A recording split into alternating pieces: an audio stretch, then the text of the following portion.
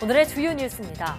광주 지역의 코로나19 확산세가 지속하면서 광주의 사회적 거리 두기는 2단계로 높아졌습니다. 이에 따라 공공시설 운영이 2주간 금지되고 프로스포츠 경기도 당분간 무관중으로 진행됩니다. 코로나19 치료제인 미국 길리어드 사이언스의 렘데시비르가 국내에 들어왔습니다. 중증과 위중 환자 30여 명에게 우선 투약할 것으로 보입니다. 코로나19가 장기화 조짐이 보이면서 코로나 블루라는 용어가 생길 정도로 우울감이 사회 전반에 만연하고 있습니다. 우리 국민이 느끼는 우울감은 코로나19 사태 이후 평소의 2배 정도 늘어난 것으로 조사됐는데요. 코로나19로 인한 우울증 증가가 일상생활에 미치는 영향, 취재 파일에서 정리했습니다. 이산화탄소는 지구온난화의 주범으로 지목되는 대표적인 물질입니다. 이 때문에 이산화탄소를 줄일 수 있는 다양한 연구가 활발히 진행되고 있는데요. 오늘 과학의 달인에서는 이산화탄소 저감 기술을 개발하는 한국과학기술연구원 오형석 선임연구원을 스튜디오로 초대했습니다.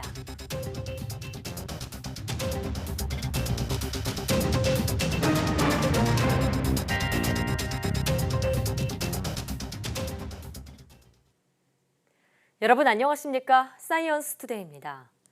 광주에 있는 종교시설과 오피스텔을 중심으로 코로나19 지역 감염이 확산하고 있습니다. 결국 광주는 사회적 거리 두기가 2단계로 높아졌습니다. 나현호 기자입니다. 종교단체가 운영하는 광주 지역 노인복지시설에서 방역이 한창입니다. 요양보호사로 일하는 50대 여성이 확진 판정을 받았기 때문입니다. 요양보호를 해주는 보호사가 감염이 된 거지 않습니까? 보호사가 이틀간을 그 나이 저녁에 이렇게 돌봤단 말이죠. 그래서 결국 이 시설에서 추가 감염자가 잇따라 나왔습니다. 요양보호사가 지난 주말 다녀온 교회에서도 여러 명이 추가로 확진됐습니다. 그런데 정작 이 여성은 어디서 감염된 것인지는 아직 드러나지 않고 있습니다. 깜깜이 감염이 늘고 확진 환자가 잇따르면서 광주는 사회적 거리 두기가 2단계로 상향됐습니다. 이런 상황이 지속된다면 우리 시민들의 생명과 공동체의 안전에 치명적 영향을 미칠 우려가 큽니다. 이에 따라 실내 50명 이상, 실외 100명 이상 모임과 행사가 전면 금지됩니다. 공공시설 운영이 2주간 금지되고 고위험 시설에 대한 집합 제한 행정 조치가 내려집니다. 프로스포츠 경기도 광주는 당분간 무관중 경기로 치러집니다. 사람이 많이 모이는 곳에 대한 방역도 강화되고 있습니다. 5개 조 10명으로 구성된 점검단을 편성해서 관내의 방문 판매 업체 그리고 홍보관 등 111개소를 집중 점검할 예정입니다. 확진 환자가 사찰과 오피스텔에 이어 복지시설과 교회까지 확산하면서 청정 지역으로 여겨졌던 광주에 비상이 걸렸습니다. YTN 나연호입니다. 박능후 중앙재난안전대책본부 1차장은 광주 지역의 코로나19 확산세가 심상치 않아 지금 바로 차단해야 한다고 강조했습니다. 박능후 1차장은 대구의 경험에서 비춰보면 확진자가 20명에서 200명을 넘어서기까지 일주일밖에 걸리지 않았다면서 이같이 말했습니다. 박능후 1차장은 광주와 인근 지역 시민들의 우려가 크겠지만 이럴 때일수록 원칙으로 돌아가야 한다며 모임을 자제하고 사람과 사람 간 거리를 최소한 1m 이상 유지하고 마스크를 반드시 착용해달라고 당부했습니다. 박능후 1차장은 또 최근에는 교회, 사찰 등 종교시설 감염에서 확산한 경우가 많다며 예배나 법회 때는 마스크 착용과 거리 두기를 반드시 실천하고 장시간 밀접하게 접촉하는 등 방역수칙 준수가 어려운 소규모 모임이나 수련회는 자제해야 한다고 요청했습니다. 코로나19 치료에 사용하는 필수 의약품에 렘데시비르 등 3개가 추가됐습니다. 식품의약품안전처가 코로나19 치료나 응급의료에 필요한 의약품 38개를 추가 지정해 국가 필수 의약품은 기존 403개에서 441개로 늘어났습니다. 국가 필수 의약품은 보건의료에 필수적이지만 시장 기능만으로는 안정적인 공급이 어려운 의약품으로 복지부 장관과 식약처장이 관계기관과 협의해 지정합니다. 이번 추가 품목은 렘데시비르 등 코로나19 치료 관련 의약품 3개와 응급의료 관련 의약품 31개, 질병관리본부 등이 추천한 소아항결핵제 등 의약품 4개입니다. 식약처는 국가 필수 의약품 수급 상황을 점검해 부족하면 특례 수입을 승인하거나 국내 위탁 제조로 공급 문제가 없도록 할 방침입니다. 코로나19 환자에게 폐를 이식하는 수술이 국내에서 처음으로 성공했습니다. 한림대 성심병원은 지난달 20일 코로나19 50대 여성 환자의 폐이식 수술을 진행해 성공했다고 밝혔습니다. 이 환자는 지난 2월 29일 코로나19 중증 환자로 병원에 긴급 후송됐는데 3시간 만에 인공호흡기를 달 정도로 상태가 나빠져 환자의 혈액을 체외로 빼내 산소를 공급한 뒤 다시 체내로 흘려보내는 에크모로 심폐기능을 대신해 왔습니다. 지난달 20일 수술을 마친 환자는 현재 스스로 호흡을 하고 재활운동까지 할 정도로 상태가 크게 호전됐습니다. 병원 측은 폐이식 수술을 받은 환자가 에크모를 달고 있었던 기간은 112일로 세계 코로나19 환자 중 가장 오랜 기간이며 코로나19 환자의 폐이식 수술 성공은 세계 9번째라고 전했습니다. 건국대학교가 대학 가운데 처음으로 다음 학기 등록금을 8.3% 반환하기로 했습니다. 네, 이러자 다른 대학의 학생들 불만이 더욱 커지는 가운데 한 대학생 단체는 학교 40여 곳에 등록금 청구 소송까지 제기했습니다. 보도에 엄윤주 기자입니다. 대학 가운데 처음으로 등록금을 일부 돌려주기로 한 건국대학교. 감면 비율을 놓고 막판 줄다리기를 하던 학생과 학교는 10여 차례에 걸친 회의 끝에 합의했습니다. 학교 측은 2학기 등록금의 8.3%를 반환하기로 했습니다. 또 졸업을 앞둬 다음 학기에 돌려받지 못하는 학생들에게는 10만 원을 우선 지급하기로 했습니다. 이에 따라 인문계열 학생은 29만 원, 공학과 예체능 계열은 36만 원, 수의학 계열은 39만 원을 돌려받게 됩니다. 한성대학교도 재학생 6,500여 명에게 일괄적으로 지원금을 20만 원씩 주기로 했습니다. 건대도 한성대도 대학 입장에선 통 큰 결정을 내린 거라지만 학생들은 기대보다 훨씬 못 미친다는 반응입니다. 처음에 최초로 등록금을 환불해 준다고 해가지고 되게 많이 기대했는데 성적 장학금을 원래 받던 학생들한테는 아쉬운 비율이라고 생각합니다. 적은 액수라도 자발적 감면에 나선 대학이 생겨나자 다른 대학의 학생들은 불만이 더욱 커졌습니다. 다음 학기도 비대면으로 진행되면 아예 휴학하겠다는 경우도 적지 않습니다. 1학기 전체를 사이버 강의로 진행을 하면서 그냥 대면 강의를 할 때보다 훨씬 더 질이 떨어진다고 느꼈고 2학기 때도 만약에 온라인 강의를 그대로 진행을 하게 되면은 휴학을 생각 중이에요. 등록금 환급 논의조차 시작하지 않은 소극적인 대학 측 태도에 학생 3,500여 명은 정부와 대학을 상대로 소송에까지 나섰습니다. 평균 60%가량 돌려받아야 한다는 게 대학생들 의견이라는 겁니다. 11,105명의 대학생이 참여한 설문조사에서 전국 대학생들은 평균 59%의 반환을 요구하고 있다. 지난 5개월간 불통으로 일관해온 대학과 교육부의 태도를 고려한다면 10%의 금액이 학생들에게 반환될지조차 확실하지 않다. 최근 정부 추경 예산이 편성돼 학생마다 40만 원가량 지원받을 수 있을 것으로 예상되지만 의무교육이 아닌 대학의 등록금인 만큼 대학 스스로 책임져야 한다는 비판도 여전합니다. YTN 엄윤주입니다. 이르면 2022년부터 지하철 개찰구를 하이패스처럼 통과할 수 있도록 하는 등 서울시가 포스트 코로나 시대에 대비하기 위한 공공기관 혁신 표준 모델을 제시했습니다. 서울시 산하 공공기관들이 4차 산업혁명 선도, 비대면 서비스 확대, 상시 방역체계 구축 등의 비전에 맞는 128개 사업에 오는 2022년까지 6,116억 원을 투입합니다. 공공서비스 비대면 비접촉 방식 확대 방침에 따라 서울교통공사는 스마트폰 앱을 켜고 지하철 게이트를 통과하면 요금이 자동 결제되는 방식을 추진합니다.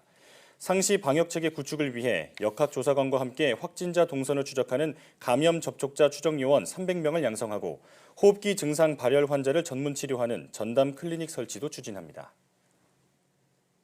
앞으로 개인이 특허권과 같은 지식재산에 직접 투자해 로열티나 매매, 소송 등으로 수익을 얻는 지식재산 금융투자 시대가 열립니다. 특허청은 비대면으로 열린 국정현안 점검 조정회의에서 이런 내용의 IP 금융투자 활성화 전략을 발표했습니다. 이를 위해 특허청은 지식재산 자체에 투자하는 전용 펀드를 신설하고 개인이 이용할 수 있는 크라우드 펀딩형 상품도 이번 달 안에 출시합니다. 또 검증을 거친 유망 특허 정보를 민간에 제공하고 특허 수익화와 관련한 법과 제도를 개선할 예정입니다. 그럼 여기서 천세창 특허청 차장의 발표 내용 직접 들어보시겠습니다.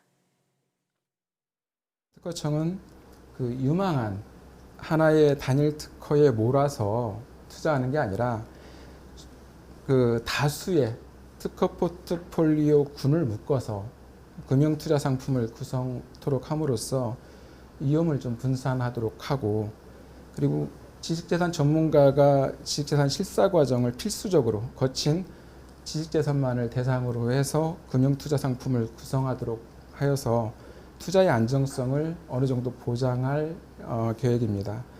또한 정책 자금을 후순위 투자로 하여 지식재산 금융투자 상품의 위험도, 민간이 투자하는 그 위험도를 낮춰줌으로써 지식재산 투자 금융이 시장에 안착할 수 있도록 지원할 계획입니다.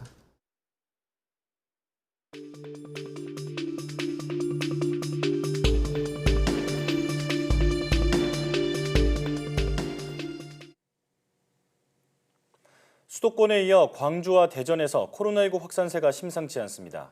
특히 광주에서 하루 새 20명이 넘는 확진자가 나오고 대전은 교내 첫 감염 사례까지 발생했는데요. 코로나19 브리핑, 고려대학교 약학대학 김정기 교수와 함께 자세히 알아보겠습니다. 전화로 연결되어 있습니다. 교수님 나와 계십니까? 네, 안녕하세요. 네, 광주에서 연이틀 확진자가 급증하며 사태가 심상치 않습니다. 이처럼 수도권 이외 지역에서 계속 전파 사례가 나오고 있는데요. 전국적인 2차 대유행의 시작이라고 봐야 할까요? 아직은 조금 더 지켜봐야 되겠지만 2차 대유행의 시작이라고 보기에는 좀 어려울 것 같고 기존의 유행의 어떤 연장선상에 있다라고 보는 게 더 맞을 것 같습니다. 네. 다만 현 시점에서 적절한 방역 대응이 이루어지지 않는다면 말씀하신 이른바 2차 대유행이 발생할 가능성도 완전히 배제할 수는 없다 이렇게 생각하고 있습니다. 예. 자, 광주의 사회적 거리 두기가 결국 2단계로 격상됐습니다. 이제 모임이나 시설 운영에 제한을 받게 되는데요. 예방 차원에서 이렇게 방역 단계 격상을 전국으로 확산할 필요는 없을까요? 어제 말씀드렸던 것처럼 현재의 그러니까 전국적인 사회적 거리두기 단계는 1단계고요. 이제 광주는 2단계로 격상을 했지만 그러니까 현재 실질적인 사회적 거리두기 단계는 1.5단계 정도로 보는 게 맞습니다. 그래서 현 상황이 전국적인 어떤 확산 조짐이 보이는 만큼 전 개인적으로는 2단계로 격상을 하고 지자체별로 상황에 맞게 적절하게 적용 범위나 내용을 조정하는 것이 맞다라고 봅니다. 네, 전국적인 격상을 검토할 필요가 있다 말씀하셨고요. 대전에서는 한 초등학교에서 국내 첫 학생 간 전파 사례가 발생했습니다. 일단 확진자와 밀접 접촉한 150여 명은 전수조사에서 음성 판정이 나왔는데요. 자, 그럼 안심해도 되는 건가요? 말씀하신 대로 대전에서 첫 번째, 그러니까 학생 간 전파가 발생한 거는 맞고 지금 학생 간 전파가 학교 내에서 이루어졌는지 아니면은 아닌지에 대해서는 역학조사 진행 중이거든요. 그래서 이 부분은 조금 더 지켜봐야 될 것 같습니다만 대규모 학교 내 전파라면 지금 대전에서 일어난 게 그러니까 추가적인 확진자가 속출했을 텐데 그렇지 않고 있다라는 점을 봐서는 그나마 불행 중 다행이라고는 생각을 하고 있습니다. 근데 앞으로 향후 며칠은 조금 더 지켜봐야지 이 상황이 안심을 해도 되는지 아닌지를 판단할 수 있을 것 같습니다. 네. 자, 그런가 하면 중증 환자 치료를 위해 렘데시비르가 국내에 도입됐습니다. 하지만 앞으로 물량 확보도 쉽지 않고 가격도 만만치 않을 것으로 전망되는데 국내 도입 상황 어떻게 보시는지요? 제조사인 길리어드 사이언스가 이제 가격 측정을 했습니다. 그래서 한 병당 가격이 47만 원이고 그 치료를 위해서 총 6병이 투약이 되는데 그렇다 보니까 총 가격은 280만 원입니다. 근데 같은 제약사에서 판매하고 있는 우리가 잘 아는 독감 치료제인 타미플루랑 비교했을 때는 상당히 높은 가격으로 책정이 됐고요. 효과적인 부분에서도 일정 부분 효과는 확인됐습니다만 특히 치사율 감소 측면에서는 통계학적으로 유의성이 없다라는 논란이 있는 만큼 이런 부분들 효능적인 부분을 검토했을 때는 상당히 비싼 편입니다. 그래서 이 가격적인 부분은 상당히 부담스러울 수 있다 이렇게 생각을 하고 있고 확보 문제는 어제 우리 국내로 들어온 그 총량이 약 100여 병 정도로 알려져 있거든요. 근데 어제 기준으로 투약 대상자는 한 30여 명 남짓 33명 정도로 알려져 있는데 한 명이 완치는 아니어도 이제 치료를 위해서 6병이 들어가기 때문에 산술적으로 계산해도 현재 확보된 물량도 부족한 상황입니다. 그래서 추가적인 확보는 필요할 것 같고 향후에 국내에서 고위험군에 의한 어떤 대규모 집단 감염이 발생할 경우를 대비해서 대규모 확보는 필요할 텐데 이 부분은 만만치 않을 것 같다 이렇게 생각을 하고 있습니다. 왜냐하면 전 세계적으로 수요가 있을 걸로 예상이 되고 있거든요. 예, 그러니까 물량 확보가 지금 시급한 과제인데 일단 국내에서는 중증 환자에게 우선 투여하기로 한 방침을 세웠다고 알고 있습니다. 아무쪼록 효과를 보이기를 기대해 보겠습니다. 자, 전 세계 코로나19 확진자가 1,000만 명이 넘은 상황입니다. WHO는 이 중 60%가 지난 한 달 사이에 발생했다고 밝혔는데요. 현 상황 어떻게 보고 계신지 한 말씀 부탁드립니다. 이 부분은 앞서 말씀드린 것처럼 이게 어떤 최근에 확진자가 크게 늘어나는 것이 어떠한 의미냐, 그러니까 어떤 전 세계적인 2차 대유행의 어떤 시발점이냐, 이런 의견들이 있는데 실제로 최근에 증가하고 있는 거는 예전에도 말씀드린 것처럼 각국에서 실제로 경제적인 부분이나 정치적인 부분을 고려하다 보니까 방역에 소홀하면서 크게 확진자가 늘어나는 추세도 있고요. 그리고 비단 이제 그동안 발생하지 않았던 국가들로 이제 전파가 이루어지면서 크게 확진자들이 늘어나고 있는 상황입니다. 그래서 현재는 2차 대유행까지는 아니더라도 국내 상황처럼 기존 유행의 어떤 연장선상에 있다. 그러니까 지리적인 부분이나 아니면 한 국가 내에서 방역에 완화되면서 발생하는 어떤 추가적인 확진자 이런 수준으로 보시면 될 것 같습니다. 예. 자, 이처럼 확진자가 전 세계적으로 계속 늘면서 이 개발 중인 백신과 치료제에 대한 물량 확보 경쟁이 과열되고 있습니다. 앞서 아스트라제네카가 개발 중인 코로나19 백신에 대한 사재기가 기승을 부린 바 있는데요. 이번에 렘데시비르 역시 사재기 조짐이 보이고 있습니다. 백신과 치료제를 두고 벌어지는 일부 국가의 사재기 현상 어떻게 대응해야 할지 일러주시죠. 실제로 이와 같은 유사한 거를 우리가 경험해 본 적이 있습니다. 이제 예전에 우리나라에서 코로나19가 크게 확산을 하고 그러면서 나중에 이제 미국 쪽에서도 크게 코로나19 환자들이 발생을 하게 됐을 때 특히 미국에서 우리 방송 보도를 보면 시민들이 그 어떤 생필품을 사재기하는 현상들을 봤거든요. 그러니까 이러한 현상은 어떻게 보면은 타인을 배려하지 않는 개인 이기주의였는데 지금 이러한 부분이 어떻게 보면 국가에도 적용된다라고 보시면 될 것 같습니다. 백신과 치료제를 두고 국가 간 사재기가 이루어지는 거는 마찬가지로 어떤 국가 간의 어떤 집단 이기주의다. 왜냐하면 말씀하신 아스트라제네카 백신 같은 경우에 이른바 얘기하는 그 백신 신동맹, 그러니까 유럽 연합 4개국이 맺은 동맹에 의해서 이 동맹이 왜 이루어졌냐면 어떤 코로나19에 대한 대응 차원에서 미국과 중국에 맞서기 위한 어떤 조치의 일부분이었거든요. 그러다 보니까 이런 것들이 어떤 국가 간의 이기주의가 작용을 하면서 백신이나 치료제 사재기 현상들이 발생을 한다 이렇게 보고 있습니다. 예. 자, 이 때문에 WHO는 백신 공동 구매를 추진한다는 방침인데요. 백신은 공공재가 돼야 한다는 점 명심해야 할 것 같습니다. 자, 한편 중국에서 발견된 돼지 독감 바이러스가 세계적으로 대유행할 가능성이 있다. 이런 연구 결과가 나와서 주목을 받고 있습니다. 일단 이 돼지 독감 바이러스 사람도 옮을 수 있는 건지 또 사람과 사람 간의 전염도 가능한지 궁금합니다.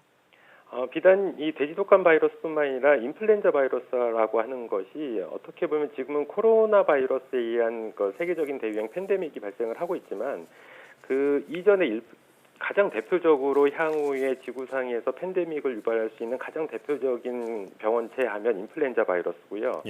특히 지금 말씀하신 돼지 독감 바이러스, 돼지 인플루엔자 같은 경우에 돼지라고 하는 숙주에 감염하는 인플루엔자 바이러스거든요.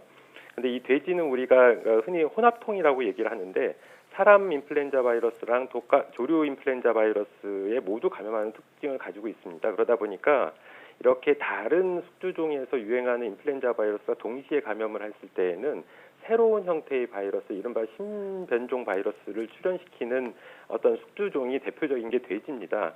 그러다 보니까 2009년 신종 인플루엔자 때도 이 돼지를 숙주로 해가지고 발생한 케이스였거든요.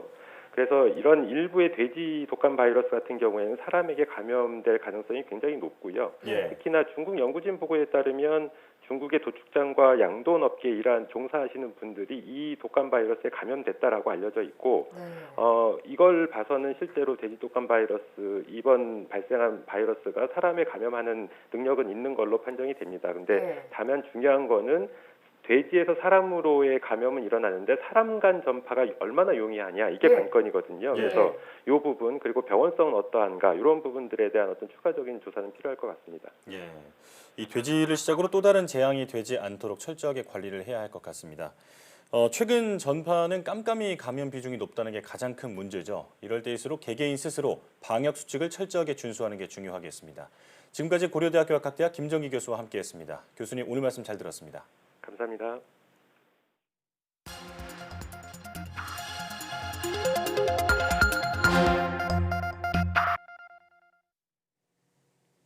다양한 분야의 과학 이슈를 과학 기자의 시각으로 집중 분석하는 사이언스 취재 파일 시간입니다. 네, 스튜디오에 이혜리 기자 나와 있습니다. 어서 오세요. 안녕하세요. 네, 오늘은 어떤 이야기 나눠볼까요? 네, 코로나19 국내 첫 확진자가 나온 지도 이제 6개월이 다 돼 갑니다. 코로나19와의 장기전이 길어지면서 일상이 달라져서 우울감 호소하시는 분들 주변에 참 많은데요. 오늘은 실제 우리 국민의 정신 건강은 어떤지 점검해보는 시간 갖도록 하겠습니다. 네, 사실 뭐 저만 하더라도 그 친구들을 마음대로 만나기도 좀 어렵고 집 앞에 카페에 가기에도 좀 눈치가 보이고 하다 보니까 좀 우울한 마음이 들 때가 많았는데 특히 이렇게 코로나19로 경제적인 타격까지 받은 분들은 그 우울감이 굉장히 심할 것 같거든요. 이번에 국민 정신건강을 조사한 내용을 직접 들고 오셨다고 들었는데 이런 내용이 혹시 반영돼 있나요? 네, 그렇습니다. 우선 이번 조사는 앞서 3월에 한 차례 실시가 됐고요. 이번에 한 번 더 진행이 되면서 그 사이 달라진 국민 정신건강 상태를 비교 분석해 볼 수 있게 된 건데요. 1차 조사와 이번 2차 조사를 비교해 보면 예상대로 우리 국민이 느낀 우울감은 증가한 것으로 나타났습니다. 참고로 우울감에 대한 조사는 이 조사 대상자들에게 피로나 식욕, 수면 문제와 같은 9개 항목에 대해서 0점부터 3점으로 점수를 매기도록 하고요. 이 9개 항목의 점수를 모두 더한 값의 전체 평균을 낸 건데요. 이번 2차 조사 때 우울 점수는 5.12점으로 나타났습니다. 이는 1차 5.10점보다 소폭 올라간 수치인데요. 참고로 2018년도에도 같은 우울 검사를 진행한 적이 있는데 이때는 물론 코로나19 사태가 일어나기 전이죠. 이 당시 조사 대상자들의 우울 점수는 2.34점이었습니다. 이 점수를 놓고 보면 코로나19 사태 이후 우리 국민이 느낀 우울감이 평소의 한 2배 정도다라고 해석해 볼 수 있겠습니다. 2배 정도 나요. 그러니까 정말 우리 국민 모두가 지금 힘든 시기를 보내고 있다는 건 분명한 사실인 것으로 보입니다. 자, 그런데 이번 조사에서 한 가지 눈여겨볼 점이 있다고요? 네, 그렇습니다. 이제 코로나19에 대한 두려움을 조사한 내용인데요. 3월에 진행된 1차 조사 때와 다르게 2차 조사에서는 코로나19에 대한 두려움이 조금 줄었습니다. 이 두려움에 대한 조사 역시 두려움과 관련한 질문별로 점수를 매기게 한 다음에 각각의 점수를 합산해서 이제 평균값을 낸 건데요. 이번 2차 조사 때는 1.59점이 나왔고요. 1차 조사 결과인 1.73점보다 낮아지는 모습을 보였습니다. 코로나19에 대한 두려움이 이전보다 줄었다는 건 자칫 방심으로 이어질 수도 있다는 것을 시사하기 때문에 주의를 좀 기울일 필요가 있겠습니다. 자, 아무래도 코로나19 사태가 예상보다 훨씬 길어지면서 이 사태 자체에 대한 어떤 좀 그 감각이 무뎌지는 게 아닌가 이런 생각이 드는데 사실 전 세계 상황을 봐도 쉽사리 상황이 끝날 것 같지 않다 보니까 방심하면 안 되겠습니다. 자, 그런데 이렇게 코로나19 사태가 길어지면 이 정신건강 문제에 대해서도 우리가 각별히 신경을 좀 써야 할 것 같아요. 네, 맞습니다. 이번 조사 내용을 보면 어떤 집단이 코로나19로 인한 우울에 취약한지를 알 수 있는데요. 일단 지역별 조사에서는 여전히 대구가 다른 지역보다 우울을 호소하는 사람들이 많았고요. 성별을 놓고 보면 남성보다는 여성에서 우울 점수가 높게 나타났습니다. 나이별로는 30대의 우울 지수가 가장 높았는데요. 또 한 가지 이번 2차 조사에서 달라진 점은 지난 1차 조사 때 우울함을 느꼈던 정도가 가장 낮았던 20대의 우울감 점수가 크게 높아졌다는 겁니다. 이는 이태원 클럽발 코로나 확산 등의 사례를 통해서 20대들이 체감하는 코로나19에 대한 공포, 우울함 이런 것들이 상승한 것으로 해석해 볼 수 있겠습니다. 전문가의 이야기 직접 들어보시겠습니다. 1차 조사에서 20대는 가장 낮은 우울 점수를 보였었는데 2차 조사에서는 2위로 뛰어 올랐어요. 그래서 20대의 우울이 굉장히 상대적으로 증가한 경향을 보이고 있습니다. 근데 20대는 좀 미래를 굉장히 준비하고 불안정한 시기인데다가 이런 코로나19의 특성이 가해지면서 굉장히 그 불안과 우울감이 증가한 것으로 보여서 이 20대에 대한 어떤 그 적극적인 그 국가적인 어떤 대책이 필요하다고 보여집니다. 가장 낮은 수준의 우울감을 보였던 그런 20대가 이제는 좀 심각한 수준까지 올라가는 셈인데, 자, 이렇게 어떤 집단이 우울감에 특히 취약한지 이런 상황을 좀 점검을 해본다면 지원 대책을 펴는 데도 도움이 될 것 같아요. 네, 그렇습니다. 뭐 성별이나 연령, 사는 지역에 따라서 어떤 사람들이 우울함을 더 많이 느끼는지를 알게 되면 이제 뭐 어떤 지원책을 펴게 될지 정책을 펴는 데도 물론 도움이 될 것 같고요. 네. 여러 가지 내용 중에 또 한 가지 좀 우려스러운 점이 우울 위험군이 1차 조사 때보다 늘었다라는 점이거든요. 네.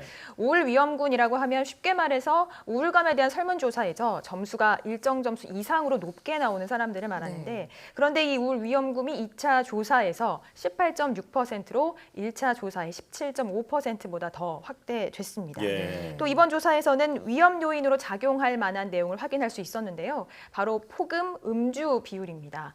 조사 내용을 보면 주 2, 3회 이상 술을 마신다고 답한 비율이 17.87%로 1차 때보다 늘었고요. 또 한 번에 소주 한 병이나 맥주 4캔 이상을 마시는 폭음 빈도도 주 1회 이상이 20.36%로 1차 조사 때보다 늘었습니다. 이렇게 사회적인 활동이 제한된 상태에서 폭음이나 음주를 하게 된다면 아무래도 뭐 부부 갈등이나 같은 가족 문제로 이어질 가능성이 있기 때문에 예. 이 부분에 대해서는 더욱 주의가 필요하겠습니다. 전문가 이야기 들어보시죠. 조심하는 분위기에서 이런 음주 빈도나 음주량이 이전보다 동일하거나 증가한 부분들이 증가했다라는 것은 어쩌면은 가정 내 음주가 증가하고 있지 않을까 하는 이런 추측을 해볼 수가 있겠고요. 또 이렇게 코로나19로 인해서 높은 스트레스를 경험하고 있는 상황에서 가정 내 음주 빈도나 양이 증가한다라는 것은 좀 관심이 필요한 사회적 문제라고 보여지는데, 특히나 이제 그런 그 음주로 인해서 어떤 가족 내 갈등이 심화되거나 해서 그러한 원인으로 가정폭력이나 아동학대나 이러한 어떤 그런 사회적인 문제로도 연결될 수 있기 때문에 주의가 필요한 문제라고 봅니다.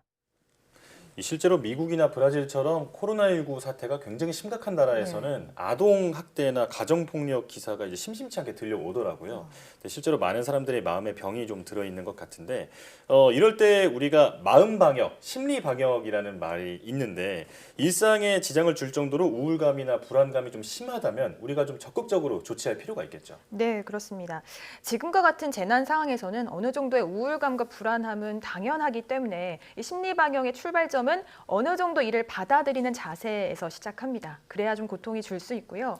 타인과의 교감 또한 중요한데 직접 만나거나 지금은 뭐 모임에 참여하기 어려운 상황이기 때문에 SNS나 전화 등을 통해서 다른 사람과 감정을 나누는 방법이 좀 효과적일 수 있겠습니다.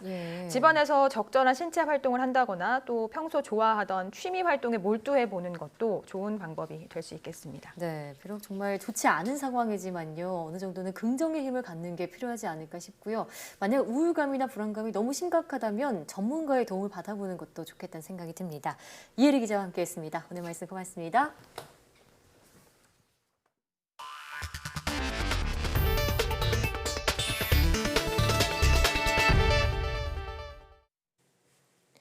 일본 정부가 우리나라와 중국, 타이완의 일본 입국 규제를 완화하는 방안을 검토 중인 것으로 전해졌습니다. 새로운 코로나19 검사법의 실용화로 입국자의 감염 여부 확인이 쉬워진 것과 관련이 있다고 언론들은 보도했습니다. 이동헌 기자의 보도입니다.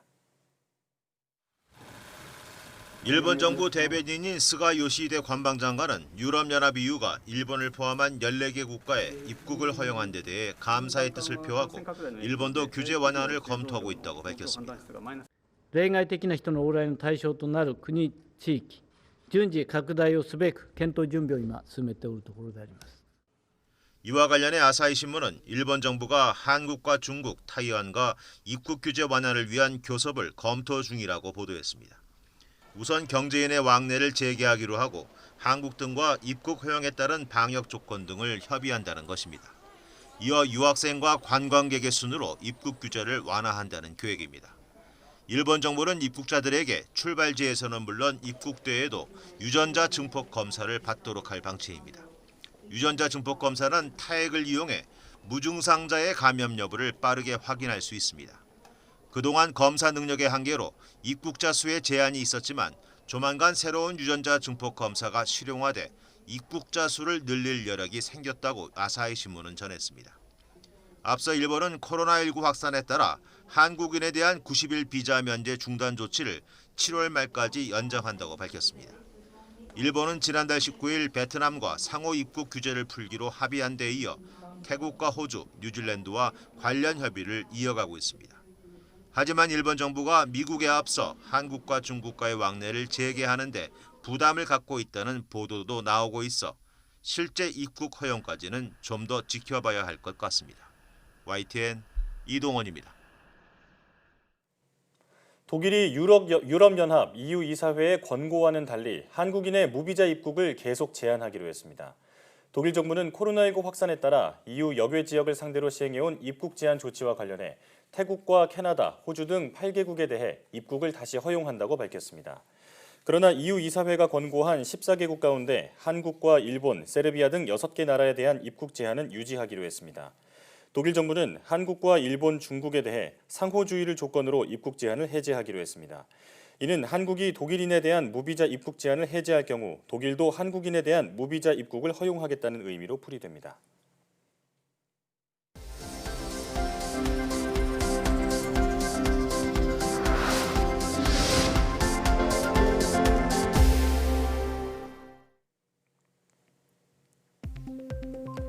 기존에는 불가능했던 신장 손상 과정을 관찰할 수 있는 초해상도 초음파 영상 기술이 개발됐습니다. 대구 경북 과계원과 미 피츠버그대 공동연구팀은 초음파 조형제의 개별 위치를 찾아내는 기술을 이용해 기존보다 해상도가 4배에서 5배 향상된 초음파 영상 기술을 구현해냈습니다. 연구팀은 이 기술을 이용해 기존 초음파 영상으로는 관찰이 불가능했던 급성 신장 손상이 만성 신장 질환으로 진행되는 경과를 관찰하는 데 성공했습니다. 입덧이 주로 아침에만 일어나는 일명 아침병이 아니라는 연구 결과가 나왔습니다. 영국 워릭대 연구팀은 임신 여성 250여 명의 입덧 일기 자료를 분석한 결과 이 같은 사실을 확인했다고 밝혔습니다. 분석 결과 입덧은 아침 시간에 가장 많았지만 아침 이후와 저녁에도 나타난 경우가 적지 않았습니다. 뇌에 철분이 많아지면 치매 진행이 빨라지는 것으로 나타났습니다. 오스트리아 그라츠대 연구팀은 알츠하이머 치매 환자 100명을 대상으로 MRI로 뇌세포를 정밀 관찰한 결과 이 같은 사실을 확인했다고 밝혔습니다. 치매 환자의 뇌세포에 철분이 쌓이는 이유는 아직 명확하게 규명되지 않았습니다. 전문가들은 철분이 건강에 중요한 영양소인 만큼 이 연구 결과만으로 식습관을 바꿔서는 안 된다고 지적했습니다.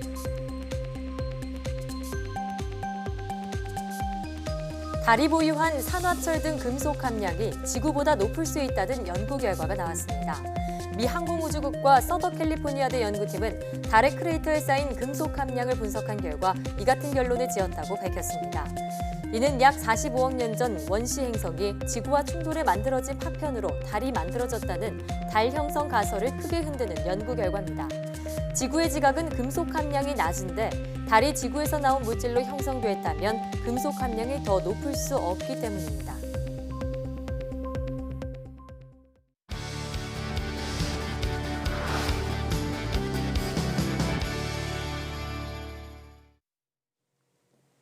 이산화탄소는 지구온난화를 가속화하는 대표적인 온실가스입니다. 그래서 세계 각국에서 이산화탄소 배출량을 줄이는 데 많은 노력을 기울이고 있는데요. 네, 오늘 과학의 달인에서 만나볼 분도 이산화탄소를 효율적으로 저감하는 기술을 개발하고 있다고 합니다.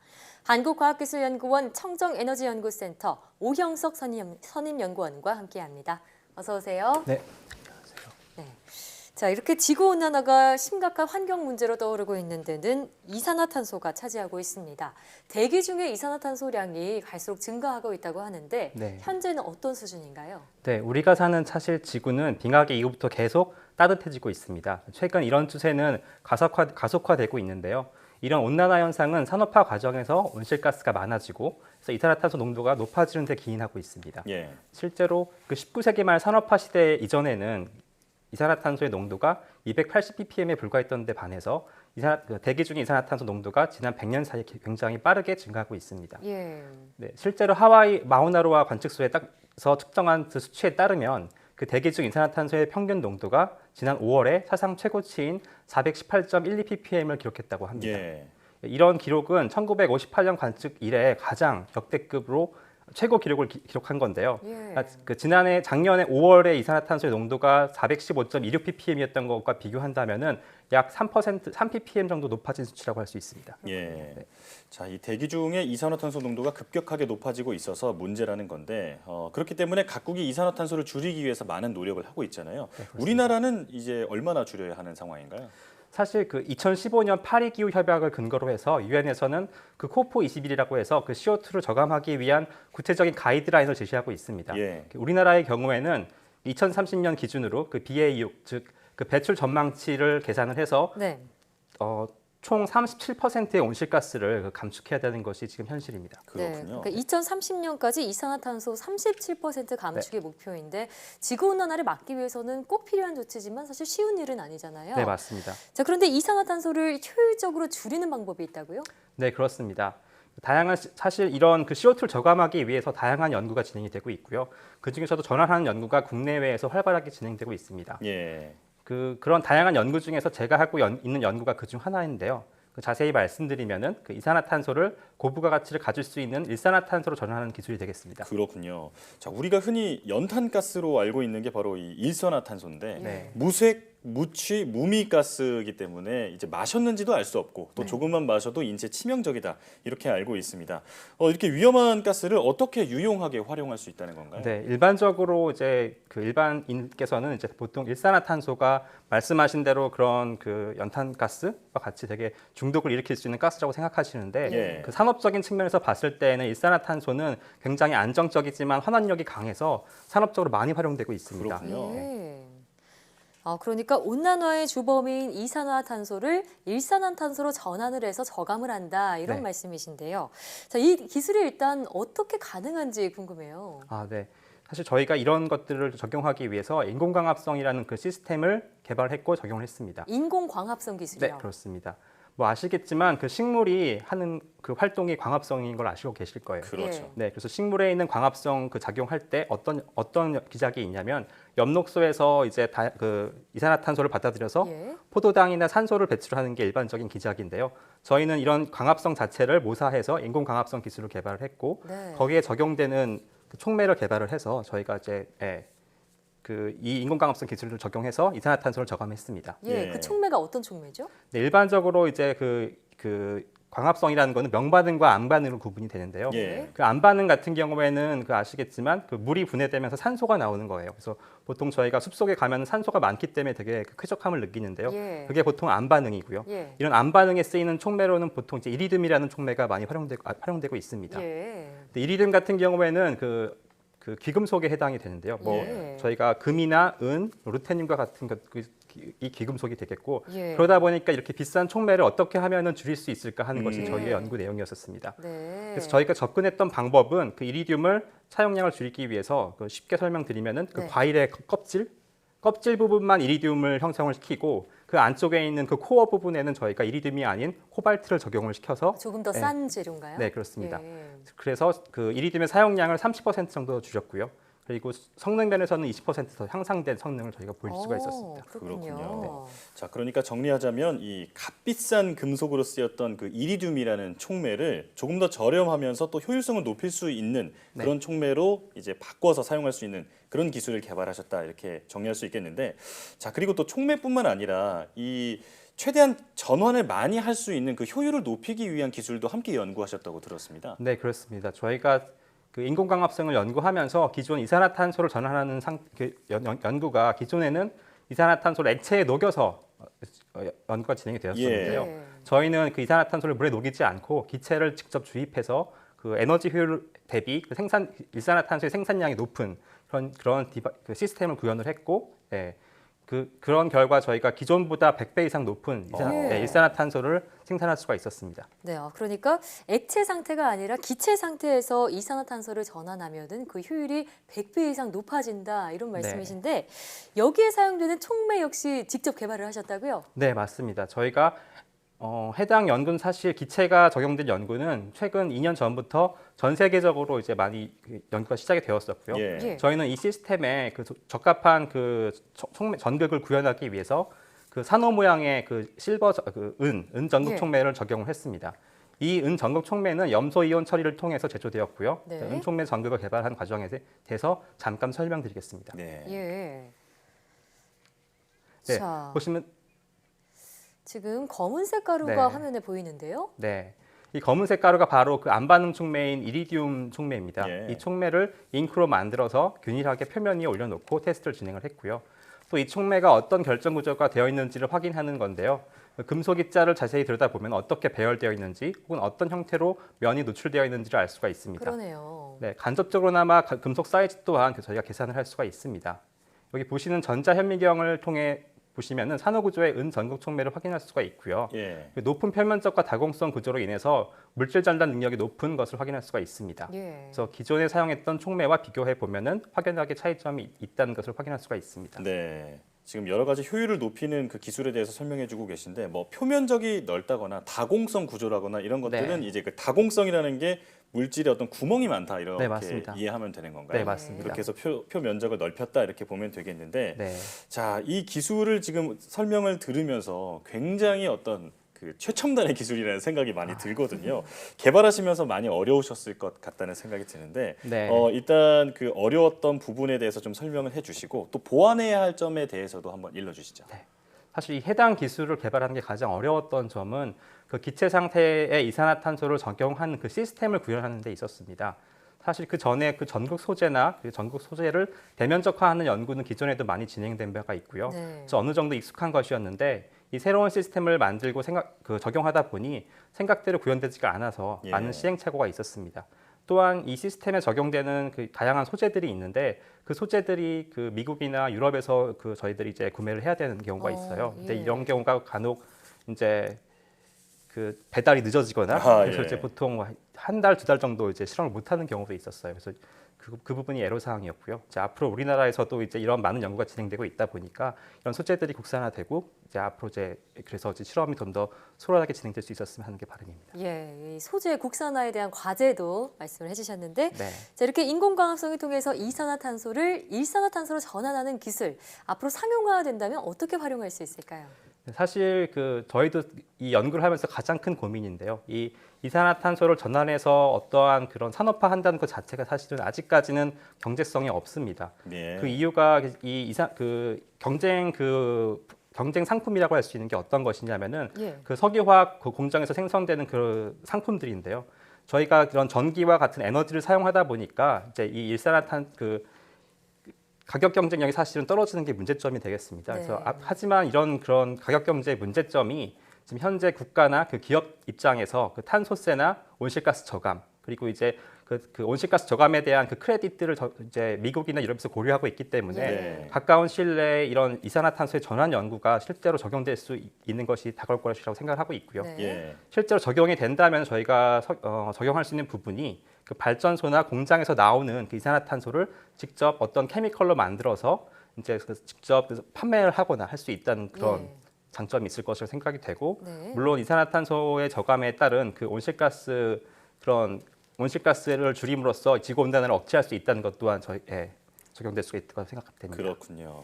아직은 경제성을 확보할 만큼 이 상용화에는 시간이 좀 더 걸리겠지만 만약에 또 상용화까지 된다고 하면 또 다른 산업으로 발전할 수 있는 무궁무진한 가능성이 있는 것 같습니다. 네. 자, 연구원님의 앞으로의 계획 들려주시죠. 네, 지금 아까 앞에서도 말씀드렸지만 지금 연구가 사실은 산업화에 이르기에는 아직 미비한 부분이 있습니다. 해서 제가 하고 있는 연구가 단지 연구에만 그치는 게 아니고 실제로 적용될 수 있는 기술이 되도록 하는 게 제 계획인데요. 그러기 위해서는 해당 기술을 통해서 생산된 케미컬들이 시장에서의 가격 경쟁력을 얻는 것이 중요하고 해서 이산화탄소가 아닌 다른 반응에 적용될 수 있는 가격이 높은 케미컬로 만들고자 하는 게 하나의 계획이고요. 예. 또 다른 계획은 그 초임계와 같이 다른 환경, 현재의 시스템과는 다른 환경에서 반응을 구현을 해서 좀 더 이런 생산량을 늘리는 것이 저희의 지금 계획이라고 할 수 있습니다. 네, 자, 정말 이 지구온난화의 주범인 이산화탄소를 일산화탄소로 그러니까 고부가 가치 물질로 전환해서 사용을 하자 네. 획기적인 발상의 전환이라는 생각이 듭니다. 상용화되어서 우리나라 이산화탄소 감축 목표를 달성하는 데 정말 좋은 기술, 정말 핵심적인 역할을 하는 기술이 되기를 바라겠습니다. 지금까지 한국과학기술연구원 청정에너지연구센터 오형석 선임연구원과 함께했습니다. 오늘 말씀 고맙습니다. 네, 감사합니다.